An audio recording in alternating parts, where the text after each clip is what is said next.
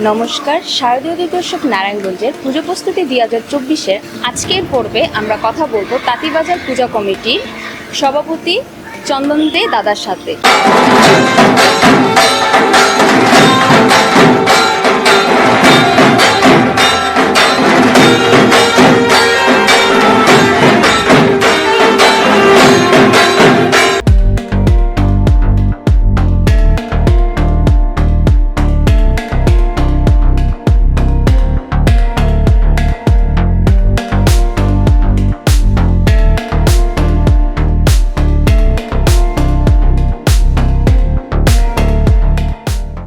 নমস্কার দাদা, কেমন আছেন?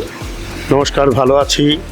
তাঁতিবাজার পূজা কমিটির পক্ষ থেকে দেশ, জাতি, বর্ণ, ধর্ম নির্বিশেষে সবাইকে জানাচ্ছি শারদীয় পূজার শুভেচ্ছা, অভিনন্দন এবং নারায়ণগঞ্জ থেকে আগত সবাইকে জানাচ্ছি শারদীয় শুভেচ্ছা। আচ্ছা দাদা, কততম পূজার আয়োজন হতে যাচ্ছে? এটা তো এবার আমাদের 72 বছর পূর্তি। অনেক প্রাচীন পুজো, পাকিস্তান আমলের থেকে আমাদের পূজা, তাঁতিবাজার পূজা কমিটি আমরা এভাবেই করে আসি। এটা আমাদের দাদা, ঠাকুরদা, বাপ দাদা ওয়ারিশ সূত্রে আমরা এই পুজো চালিয়ে যাচ্ছি, এখনও চালাচ্ছি। বাকিটা ঠাকুরের আশীর্বাদ, মা যতদিন ভালো রাখবেন আমরা চেষ্টা করবো মায়ের পূজা করে সুস্থভাবে থাকার জন্য। পুজো যেহেতু স্বাধীনতার আগে হয়ে এসেছে, তো এর ইতিহাস কি যদি একটু বলতেন? আসলে তো স্বাধীনতার আগে আমাদের জন্ম হয়নি। ইতিহাস যেটুকু আমরা জানি ততটুকু বলতে পারবো।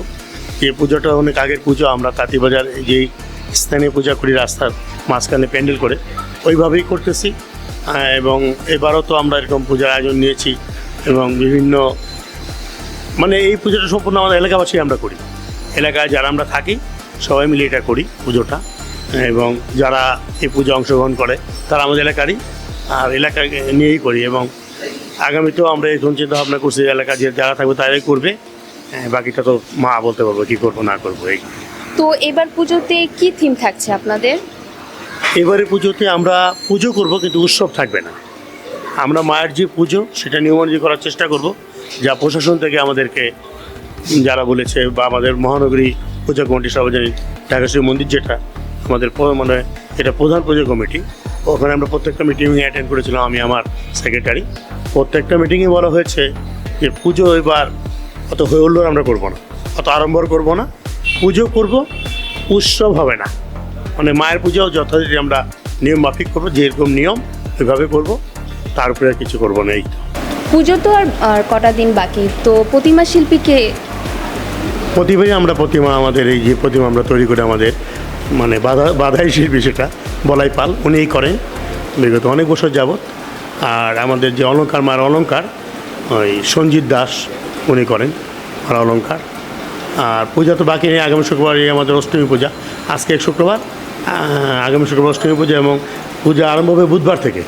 বুধবার ষষ্ঠী, বৃহস্পতিবার সপ্তমী, শুক্রবার অষ্টমী, শনিবার নবমী এবং রবিবার যথাযথ মায়ের বিসর্জন, দশমী যেটা বিজয়া দশমী, ওদিনে আমরা মা পুজো শেষ করব।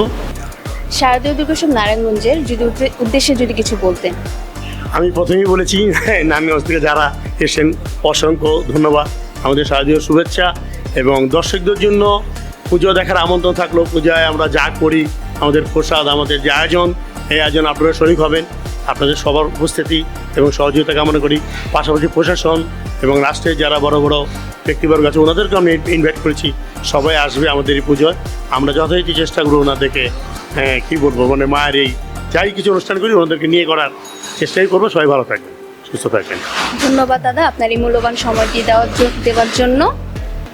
শারদীয় দুর্গোৎসব নারায়ণগঞ্জের পুজো প্রস্তুতি এর আয়োজন থেকে আজ এখানে বিদায় নিচ্ছি। দেখা হবে নতুন কোনো পূজা মণ্ডপে।